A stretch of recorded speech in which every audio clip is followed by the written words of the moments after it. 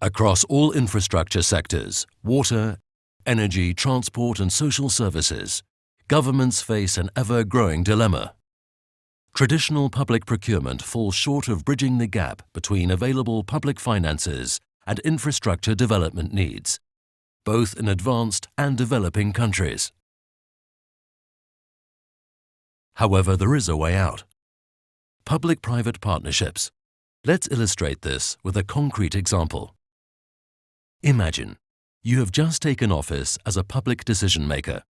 The first thing you would like to improve is the municipal drinking water provision, which has been neglected in the past due to the enormous task that it presents: building and efficiently managing the municipal water and sewage infrastructure.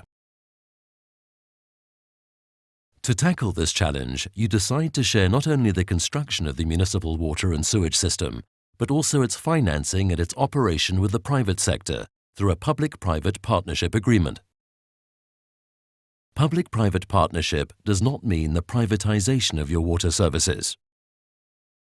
In a PPP, the state continues to be the owner of the water infrastructure and accountable for the provision of good drinking water to the people.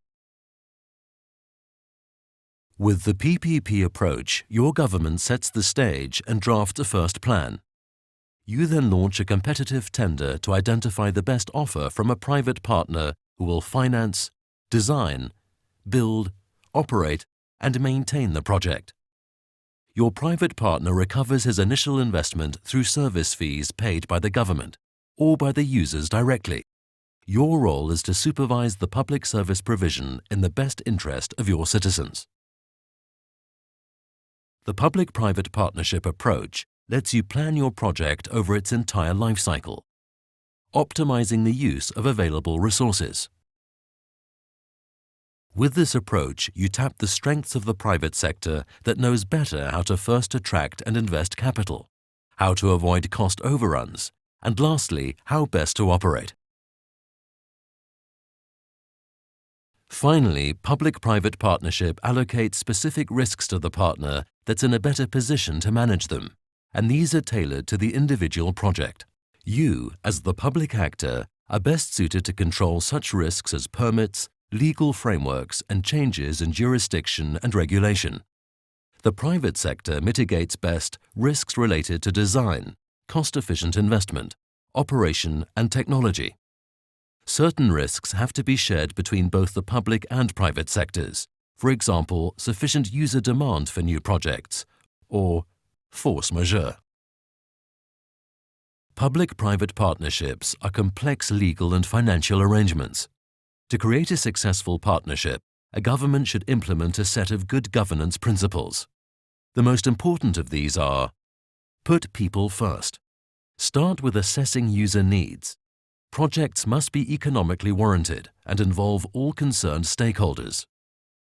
A competent and stable government partner is required to build administrative capacity for effectively negotiating and managing long-term collaborations with the private sector, to put in place adequate legal frameworks and regulations, and ensure transparent procurement policies. Assess all risks from the outset and allocate them appropriately between the public and the private sectors. Don't forget to mitigate any substantial risk to the environment. Public-private partnership can be compared to a football game, where the government sets the rules and acts as referee to ensure their compliance. Those in the private sector are then able to compete against each other on the football field, for the benefit of the spectators. The game ends with the expiry of the PPP contract and the handing over of the public service back into your hands. If your citizens were satisfied with the game, why not continue and organize the next tournament with fresh players?